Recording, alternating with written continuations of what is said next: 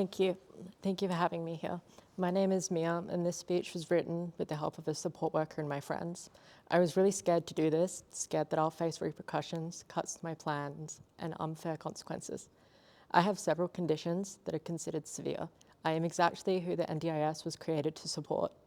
Without assistance, I cannot feed myself, shower myself, wash or brush my hair. I can't get to appointments, see my friends, or even get out of the house to get my own mail.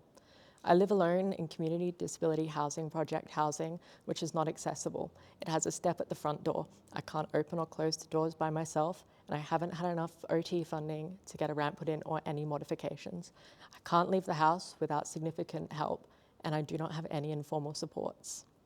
Despite all of this, the NDIS has continued to cut my funding. While drafting my speech, I got a call from an NDIS planner about my plan review. My OT has recommended 41 hours of support work per week, but the NDIS planner decided that 7 hours a week was adequate, all because I can independently transfer and take a few small steps.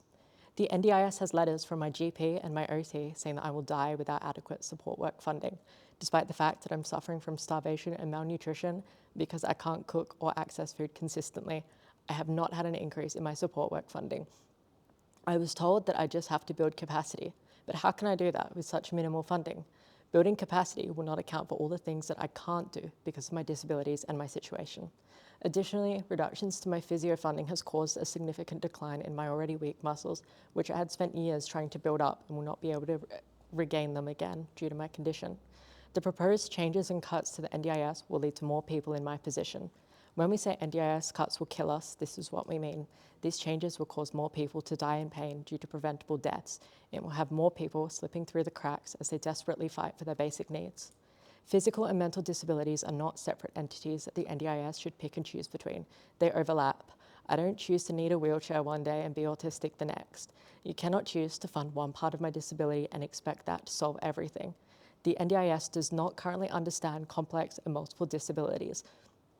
Relying on automated decision-making will mean that they have even less understanding of complex conditions, and more people will slip through the gaps and be refused for other conditions due to one diagnosis.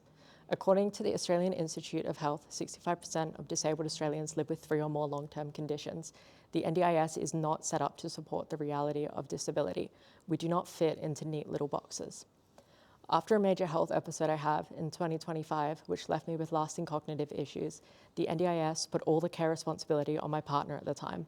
I had no support work. She lost her job. We broke up. I had no one else to fall back on.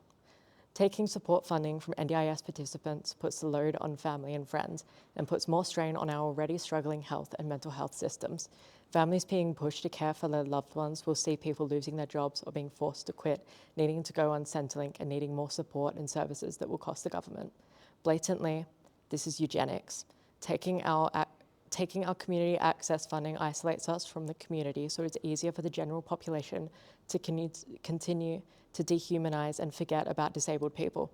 This bill will continue to reduce capacity building services, so people like me will decline and end up dying, whether due to starvation, a fall where we hit our heads and no one finds us because we don't have support work, a decline in a once manageable condition, or suicide, killing us in a way that will look justified after the lies that have been spun to the public. How many more people need to say that this proposed bill cannot go ahead? Are the words of so many people before me not good enough? The rallies, the protests, the demonstrations of distress and outrage, are they not enough? How many people will need to die before you act? The government needs to listen to us. Mark Butler has said nothing about us without us, and has gone and done things about us without us to the detriment of the disabled community. Stop the cuts, stop using us as political scapegoats, and stop ignoring every single thing we tell you and start listening. Thank you.